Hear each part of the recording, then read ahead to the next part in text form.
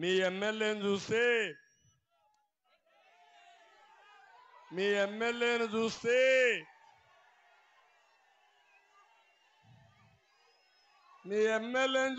నాకు ఆశ్చర్యం వేస్తుంది.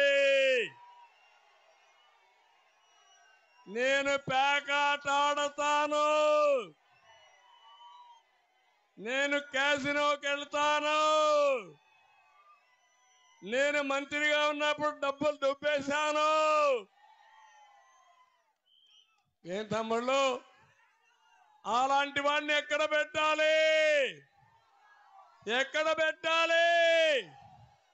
జైల్లో పెట్టాలి, అవునా కాదా? జైల్లో ఉండవలసిన వాడు ఇప్పుడు ప్రజాప్రతినిధి అంట. ఆమోదిస్తారా తమ్ముళ్ళు అని అడుగుతున్నా. ఇక్కడే ఉన్నాడు జనార్దన్, సౌమ్యుడు,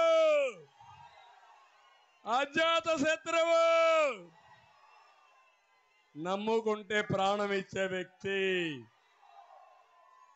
5 సంవత్సరాల్లో ఏమైనా అభివృద్ధి చేశాడా మీకు ఎమ్మెల్యే?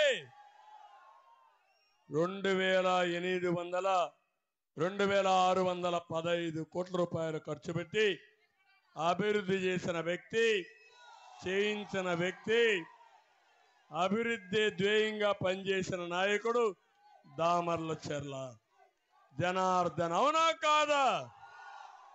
నేను కూడా ప్రోత్సహించా. ఈరోజు మొత్తం పోయే పరిస్థితి వచ్చింది. భూ కబ్జాలు, నకిలీ స్టాంపులు, ఫోర్జరీ సంతకాలు.